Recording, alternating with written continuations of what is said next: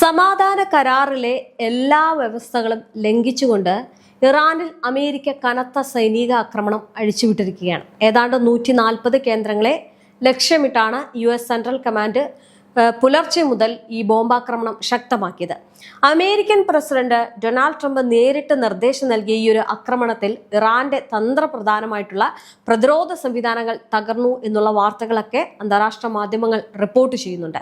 ഈ ഹോർമുസ് കടലിടുക്കിലൂടെയുള്ള അന്താരാഷ്ട്ര കപ്പൽ ഗതാഗതത്തിന് മേൽ ആധിപത്യം ഉറപ്പിക്കാനുള്ള ഇറാന്റെ ശ്രമങ്ങളാണ് അമേരിക്കയെ വീണ്ടും പ്രകോപിപ്പിച്ചത്.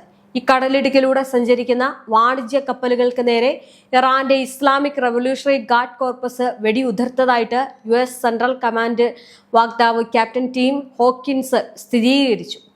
ഇതേ തുടർന്നാണ് ഇറാനിലെ മിസൈൽ സംവിധാനങ്ങളും വ്യോമ പ്രതിരോധ സംവിധാനങ്ങളും ലക്ഷ്യമിട്ട് US കനത്ത ആക്രമണം അഴിച്ചുവിട്ടത്.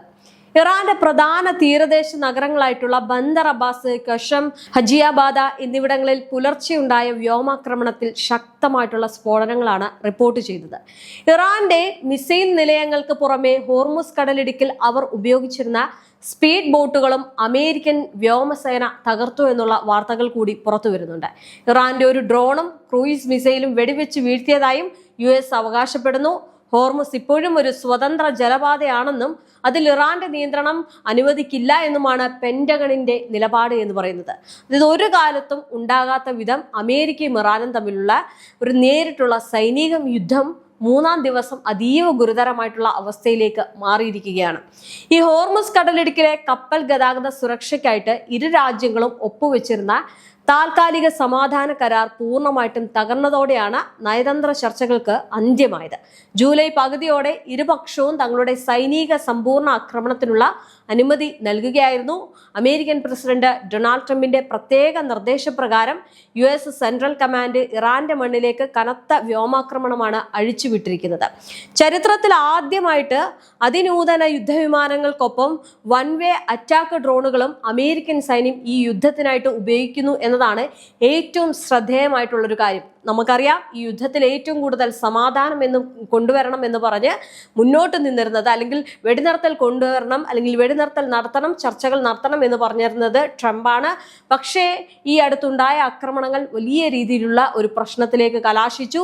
അതുകൊണ്ട് തന്നെ ട്രംപ് അവസാനം പറഞ്ഞൊരു കാര്യം, ഇനി ഞങ്ങൾ സമാധാന ചർച്ചകൾക്കില്ല, ഇനി ഞങ്ങൾ യാതൊരു കാര്യവുമായിട്ട് മുന്നോട്ട് വെക്കുന്നില്ല, ഇനി ഒരു കരാറും വേണ്ട, ഇനി ഞങ്ങൾ തിരിച്ചടിക്കുക തന്നെ ചെയ്യും എന്ന് പറഞ്ഞുകൊണ്ടായിരുന്നു ഈ ട്രംപ് ആക്രമണം തുടങ്ങിയത്. പിന്നെ അത് വലിയൊരു രീതിയിലുള്ള ആക്രമണമായിട്ട് മാറി. അതായത് ആദ്യ ദിവസം 80 കേന്ദ്രങ്ങളിലും തൊട്ടടുത്ത ദിവസം 120 കേന്ദ്രങ്ങളിലുമാണ് US സൈന്യം ഇറാന്റെ കപ്പൽശാലകളെയും തുറമുഖങ്ങളെയും നാമവിശേഷമാക്കിയത്.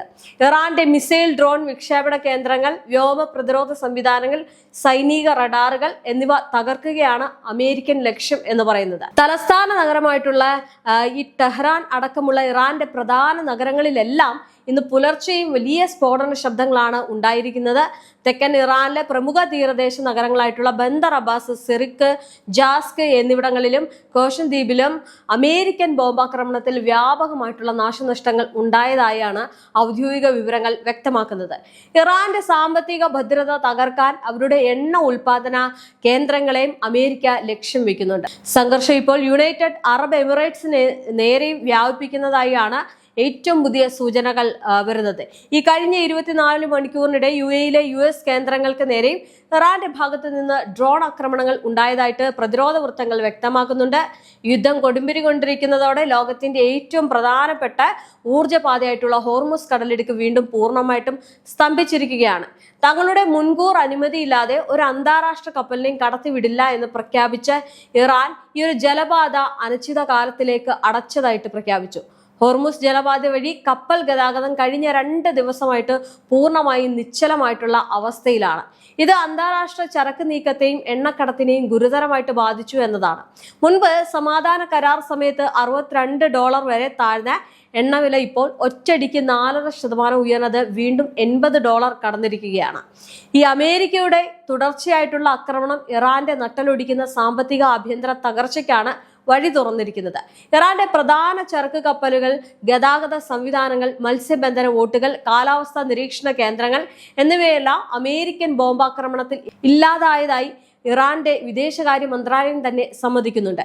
ഇനി കഷ്ടിച്ച് 25 ദിവസം മുമ്പ് ഉണ്ടാക്കിയ സമാധാന കരാറിന്റെ വ്യവസ്ഥകൾ ലംഘിച്ചുകൊണ്ട് അമേരിക്ക നടത്തിയ ഈ ഒരു ഏകപക്ഷീയമായിട്ടുള്ള അധിനിവേശത്തിന് മുന്നിൽ ഇറാൻ പൂർണ്ണമായിട്ടും പ്രതിരോധത്തിലായിരിക്കുകയാണ്.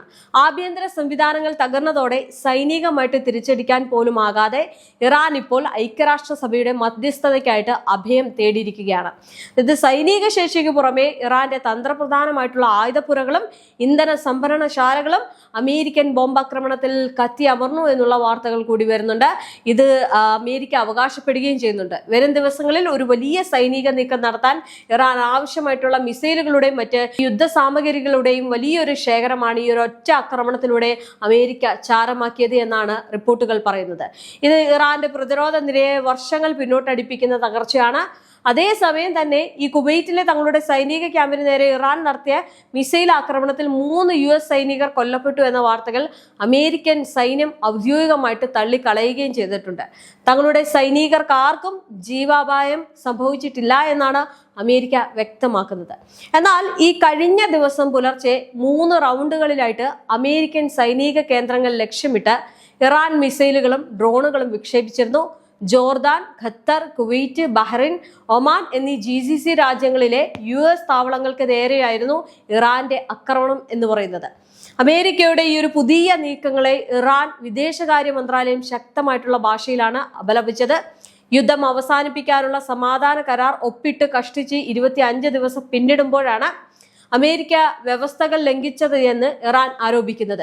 തങ്ങളുടെ ഗതാഗത സംവിധാനങ്ങൾ, മത്സ്യബന്ധന ബോട്ടുകൾ, ചരക്ക് കപ്പലുകൾ, കാലാവസ്ഥ നിരീക്ഷണ കേന്ദ്രങ്ങൾ എന്നിവ അമേരിക്ക തകർത്തതായിട്ടാണ് ഇറാന്റെ പരാതി എന്ന് പറയുന്നത്.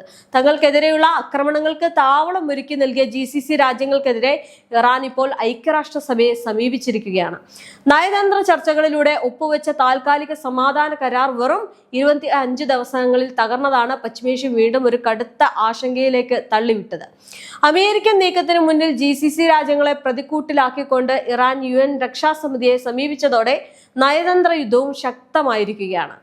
ഈ ഒരു അപ്രതീക്ഷിത വ്യോമാക്രമണം ഇറാന്റെ ആഭ്യന്തര വിപണിയെയും അതുപോലെ തന്നെ ഭരണകൂടത്തെയും പൂർണ്ണമായിട്ടും നിശ്ചലമാക്കിയിരിക്കുകയാണ്. നഗരങ്ങളിലെ ഗതാഗത സംവിധാനങ്ങൾ തകർന്നതോടെ രാജ്യത്ത് ആവശ്യ സാധനങ്ങളുടെ വിതരണവും പ്രതിസന്ധിയിലായിട്ടുണ്ട്. അമേരിക്കൻ പ്രഹരത്തിൽ ഇറാന്റെ നട്ടലൊടിഞ്ഞതോടെ വരാനിരിക്കുന്ന വലിയൊരു സാമ്പത്തിക തകർച്ച എങ്ങനെ നേരിടുമെന്നറിയാതെ തെഹ്റാൻ ഭരണകൂടം കടുത്ത സമ്മർദ്ദത്തിലാണ്. തങ്ങളുടെ നാവിക വ്യോമ പ്രതിരോധ സംവിധാനങ്ങൾ ഒന്നിനു പുറകെ ഒന്നായിട്ട് തകർന്നടിഞ്ഞതോടെ സൈനികമായിട്ടൊരു തിരിച്ചടി നൽകാൻ പോലും ആകാതെ ഇറാൻ ഇപ്പോൾ ലോകരാജ്യങ്ങൾക്ക് മുന്നിൽ അസഹരായിട്ട് നിൽക്കുകയാണ്. അതായത് വലിയ രീതിയിലുള്ള ഒരു പരാജയം ഇറാനിൽ സംഭവിച്ചിരിക്കുകയാണ്. യുദ്ധത്തിൽ വലിയ നാശനഷ്ടം ഇറാൻ ഉണ്ടായിരിക്കുകയാണ്. സാമ്പത്തികപരമായും സൈനികപരമായിട്ടും വലിയ പ്രശ്നവും പ്രതിസന്ധിയുമാണ് ഇപ്പോൾ ഉടലെടുത്തിരിക്കുന്നത്. എന്തായാലും തെഹ്റാൻ അടക്കം നിരവധി സ്ഥലങ്ങളിൽ ഇപ്പോൾ US-ന്റെ മിസൈലുകൾ വന്ന് പതിച്ച് അത്തരം കേന്ദ്രങ്ങൾ എല്ലാം നശിക്കുന്ന രീതിയിലേക്ക് കാര്യങ്ങൾ എത്തിച്ചേർന്നിരിക്കുന്നു എന്നതാണ്. എന്തായാലും ഈ ഒരു യുദ്ധത്തിൽ വലിയ നാശനഷ്ടം തന്നെ ഇപ്പോൾ ഇറാനിൽ ഉണ്ടായിരിക്കുന്നു എന്നുള്ളത് ഇറാൻ തന്നെ സമ്മതിക്കുമ്പോൾ അത് എത്രത്തോളമാണ് അമേരിക്കയുടെ ആക്രമണം അവിടെ ഏറ്റിരിക്കുന്നത് എന്ന് വ്യക്തമാക്കുന്നുണ്ട്. എന്തായാലും യുദ്ധത്തിൽ നിന്ന് പിന്നോട്ടില്ല എന്ന് പറഞ്ഞുകൊണ്ട് ട്രംപ് മുന്നോട്ട് പോകുമ്പോൾ വരാനിരിക്കുന്നത് എന്താകും എന്നത് കണ്ടറിയേണ്ടതുണ്ട്. എന്തായാലും വലിയ നാശനഷ്ടം തന്നെയാണ് ഇപ്പോൾ ഇറാനിൽ ഉണ്ടായിരിക്കുന്നത്.